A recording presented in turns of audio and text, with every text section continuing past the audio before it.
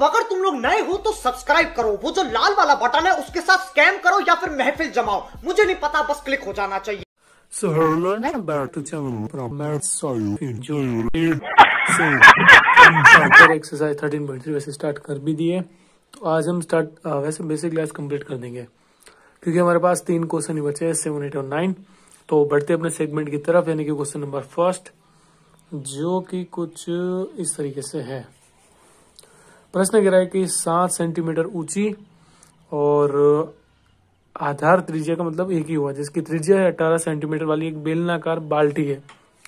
ठीक है, तो हमें कहानी से मतलब नहीं, हम की पॉइंट को पकड़ते हैं। की पॉइंट इसका ये है कि बाल्टी तो है लेकिन कैसी है, बेलन जैसी है। तो हम डायग्राम बनाते हैं। ये हमने एक इस तरीके से बेलन बनाया, ठीक है। अब हमें क्या बोला है कि इसकी 32 सेंटीमीटर ऊंची है, यानी कि इसकी हाइट है 32 सेंटीमीटर। अब क्या बोला है कि आधार की त्रिज्या 18 सेंटीमीटर, यानी कि इसकी रेडियस दे रखी है। आप ऊपर मानो या नीचे मानो कोई फर्क नहीं पड़ेगा। वो कितनी है, 18 सेंटीमीटर।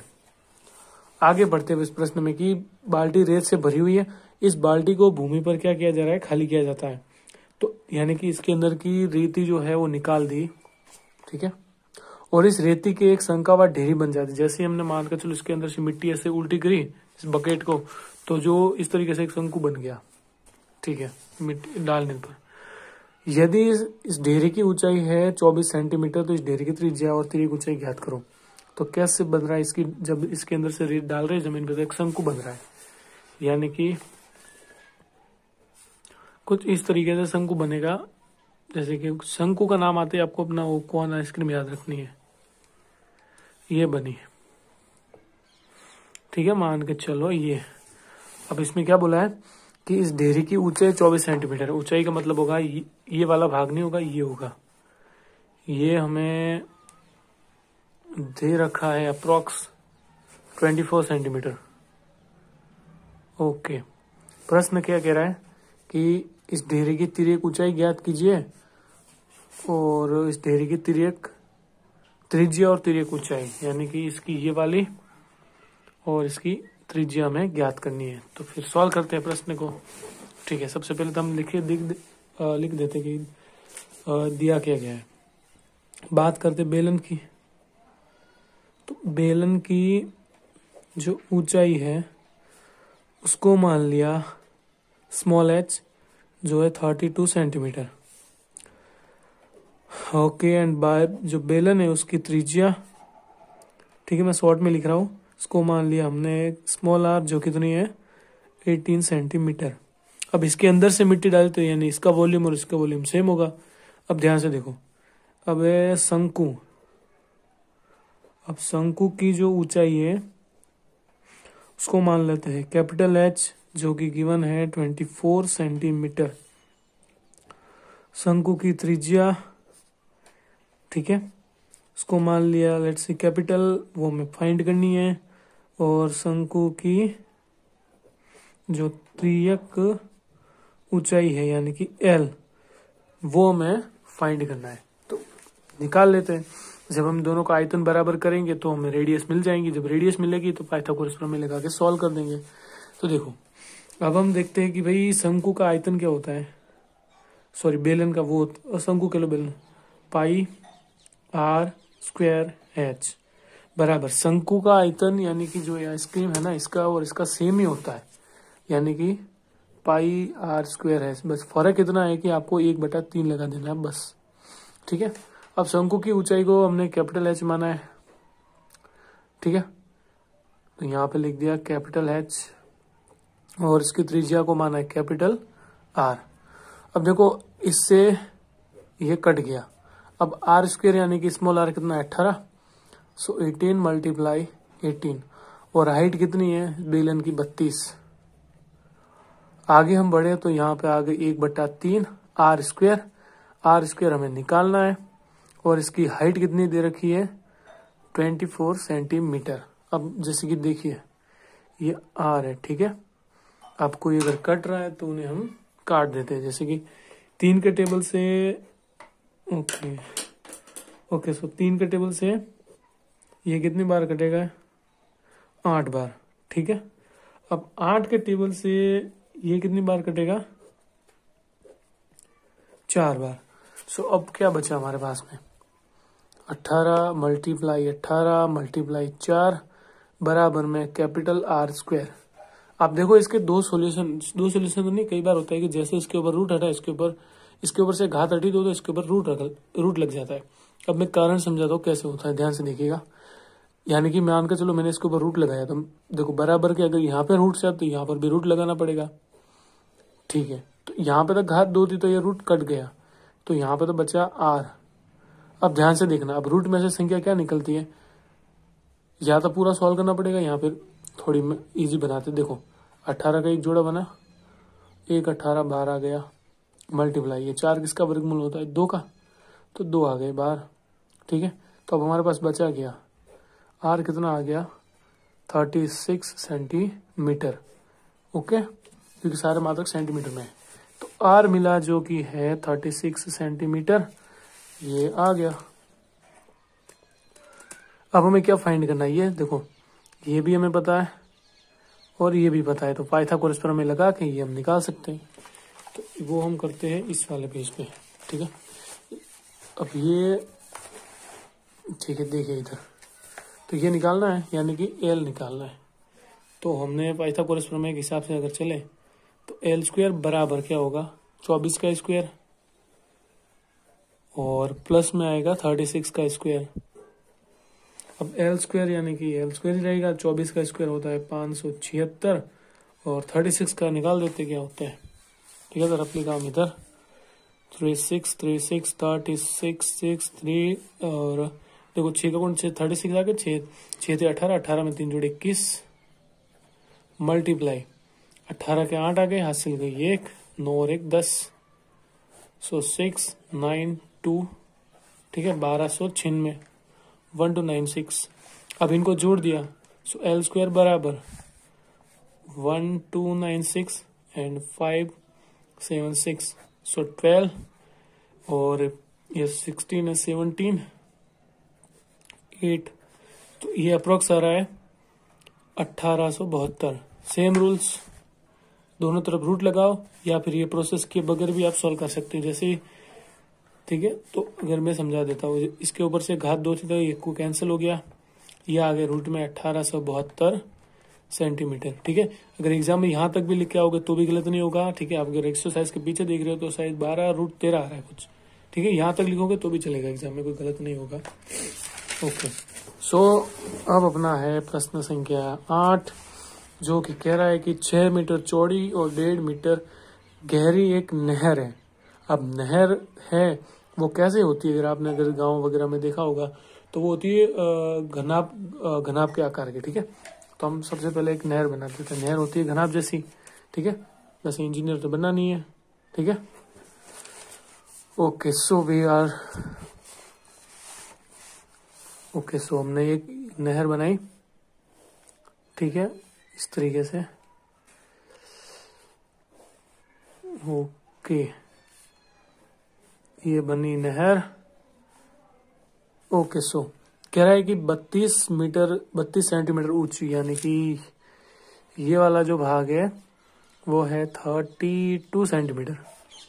फिर कह रहा है कि 1.5 मीटर गहरी मतलब मेरे को मैन ऊंची और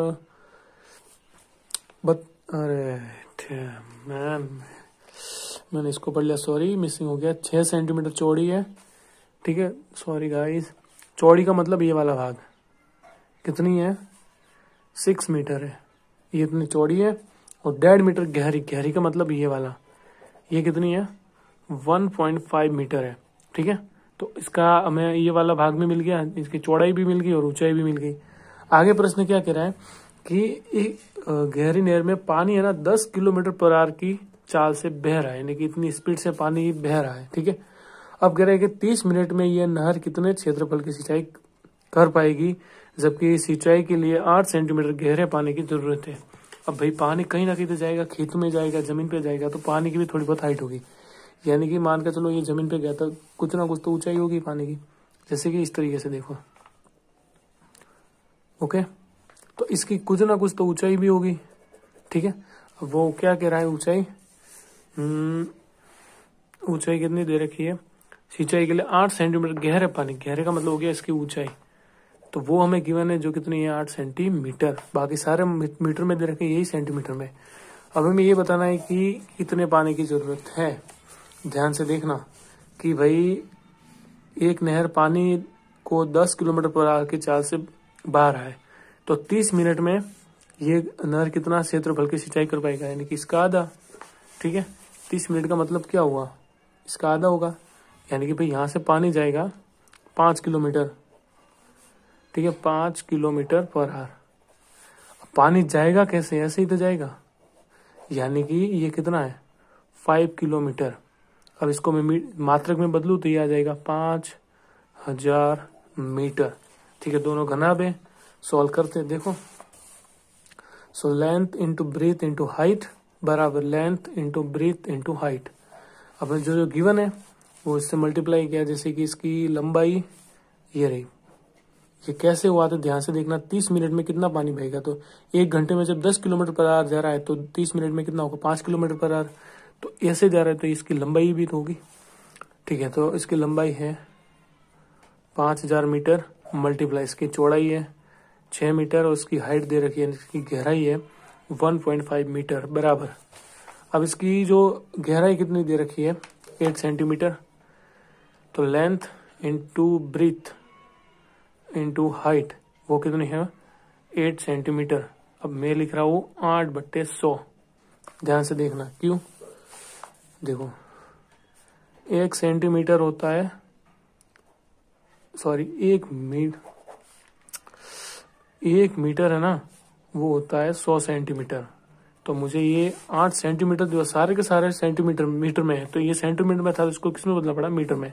तो मीटर में बदलने के इसको भाग दिया 8 से। अब कुछ कट रहे तो काट देते हैं, वरना देखो। तो 5000, ठीक है, फिलहाल के लिए मात्रक नहीं लिख रहा हूं मैं, मल्टीप्लाई 6 मल्टीप्लाई 15/10। पॉइंट एक ऊपर 10 से मल्टीप्लाई किया तो 10 से भाग देना पड़ेगा, it's rule of math. So length into breadth 8/100, ठीक है, मल्टीप्लाई का निशान। तो देखो 1 0 से 1 0 हमने काट दिया, ठीक है। कुछ कट रहा है तो काटते हैं, अदरवाइज जैसे कि 2 के टेबल से कटा 4 बार, 2 के टेबल से कटा 5 बार। अब कुछ नहीं कट रहा है तो ध्यान से देखो, अब हमारे पास में क्या रहा है 5000 मल्टीप्लाई 6 मल्टीप्लाई 15 बराबर, ठीक है, L इंटू बी इंटू 4/5। अगर ये भाग में है तो इस तरह भाग किस में आ जाएगा, मल्टीप्लाई में, ठीक है। सो ठीक है, यहां तक हमने कर लिया। अब क्या होगा, ध्यान से देखो। अब ये 5 यहाँ पे भाग में, तो यहाँ पे आके क्या आ जाएगा मल्टीप्लाई में, ओके। और ये 4 चला जाएगा नीचे, इसको जिसको डायरेक्ट आता है उसको उल्टा भी कर सकता है बेसिकली। सो अब हमारे पास में है 5000 मल्टीप्लाई, अगर 6 का गुणा मैं 15 से करता हूँ तो आते हैं 90 और इंटू 5 बटे में है मेरे पास 4। अगर इस 4 का भाग अगर मैं 5000 में देता हूँ तो अप्रोक्स आता है ये 1250, ठीक है। 4 का भाग मैंने इसमें दे दिया, तो ये आएंगे मेरे पास 1250 इंटू, अब 90 का गुणा मैं 5 से कर रहा हूँ, बड़ा आ रहा है, ठीक है। तो 9 का गुणा 5 से कर लो तो 45 आएंगे, और पीछे क्या लगाना है 0। एक बार चेक कर लेते कि 5000 का अगर डिवाइड करते 4 से तो कितना आता है। सो 4 का टेबल एक बार बोला, 4 आ गए, 5 में से 4 गए, ठीक है। तो हम 5 का डिवाइड कर देते। अब हम क्या करें, 5 का टेबल 4 एक गया, तो अब 0 को 5 में उतार देते, लाइन मार दो, ठीक है। अब बोला 2 बार तो 8 आ गए, 10 में से 8 गई 2, फिर 0 को उतार दिया तो ये 5 बार आ गए, सो 20। लास्ट में बचा ये 0, 4 से डिवाइड किया था 0, ये आ रहा है। अब इनका मल्टीप्लाई करते हैं, सो 1250 एंड 450, सो 0 0 0 0 मल्टीप्लाई, ये 0, 25 के 5 हासिल गई 2, 10 में जोड़े 2 12, और 12 के आगे 2 हासिल गई 1, 5 में जोड़ा 1 7, ठीक है। मे बी मल्टीप्लीकेशन राइट हो जाए क्योंकि इसमें मिस्टेक होती है। सो 0 20 का 0 हासिल गई 2, 4 का मल्टीप्लाई कर 2 के 8 में जोड़े 2 10, 10 के 0 हासिल गई 1, 4 में जोड़ा 1 5। सो 005 ठीक है। तो इतना अप्रोक्स वाटर चाहिए हमें। 572500 ठीक है। इस इतने वाटर की हमें क्या जरूरत है पूरे इस खेत के अंदर। ओके, सो अब अपना लास्ट है क्वेश्चन, फिर इसके साथ अपना वीडियो खत्म और एक्सरसाइज भी पार्ट नहीं हो रहा है। एक किसान अपने खेत में बनी 10 मीटर व्यास वाली और 2 मीटर गहरी एक बेलनाकार टंकी है। बेलन के आकार की है, तो भाई साहब हम बना लेते हैं। ठीक है, इसमें तो एक्सपर्ट है हम। तो ये बनाई एक बेलन के आकार की टंकी। ठीक है, जो 10 मीटर व्यास है, यानी कि ये पूरा भाग है 10 मीटर का, और 2 मीटर गहरी है, यानी कि इसकी हाइट है। आगे बोला गया है कि गहरी एक बेलनाकार टंकी को अतिरिक्त व्यास 20 मीटर वाले एक पाइप द्वारा एक नहर से जोड़ता है। यानी कि भाई इसके अंदर एक पाइप लगा दी है। ठीक है, इस तरीके से, वो भी बेलन के आकार की होगी। अब वो जुड़ी एक नहर से। ठीक है भाई, ये कई बार होता है हमारे घरों में। ओके, ध्यान से देखना। तो 2 मीटर गहरी एक बेलनाकार टंकी को व्यास 20 मीटर वाले एक पाइप द्वारा जोड़ा जाता है। यदि पाइप में पानी 3 किलोमीटर पर आवर के चाल से बह रहा है तो कितने समय बाद टंकी पूरी भर जाएगी। अब ध्यान से देखना इस चीज को। अब ये पाइप इससे जुड़ा हुआ है टंकी से, इसको सीधे ढंग से अगर हम समझे तो ये एक बेलन के आकार की टंकी है। ठीक है, इसका हमें व्यास दे रखा है 10 मीटर सॉरी, और इसकी जो हाइट है वो है 2 मीटर। अब इसके अंदर हमने एक पंप ऐसा पाइप जोड़ दी है। ठीक है, इस तरीके से। वो क्या कर रहा है भाई, कहीं पे भी, यहाँ पे भी जोड़ सकते हो, यहाँ पर भी। और ये पाइप पड़ी एक नहर के अंदर। ठीक है, और ऐसा ऐसे पानी आ रहा है और ऐसे ऐसे टंकी भर रही है। ठीक है, अब जो नली है उसका व्यास दे रखा है 20 सेंटीमीटर, यानी ये वाला भाग है 20 सेंटीमीटर, और इसके अंदर पानी बह रहा है कितनी स्पीड से, 3 किलोमीटर पर आवर की स्पीड से।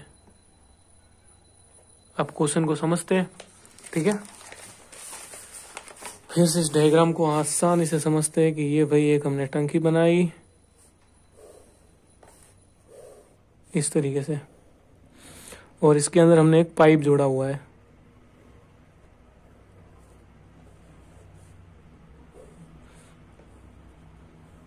ठीक है, जो कि एक नहर से कनेक्टेड है।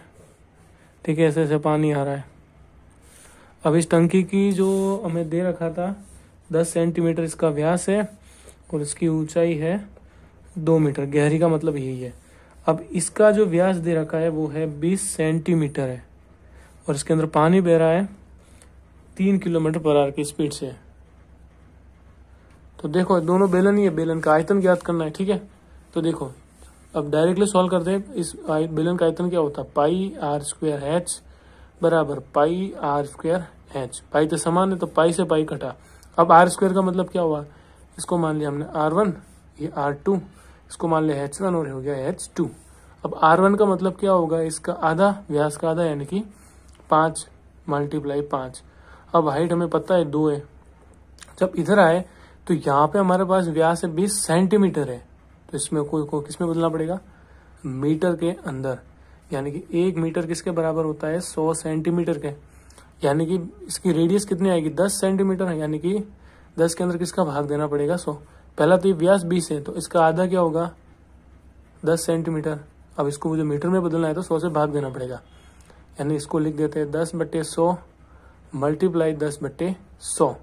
और इसकी हाइट का मतलब क्या हुआ, ये पानी इस तरीके से बह रहा है 3 किलोमीटर पर आवर, तो इसको मीटर में बदल सकते हैं किलोमीटर को, यानी कि 3000 मीटर।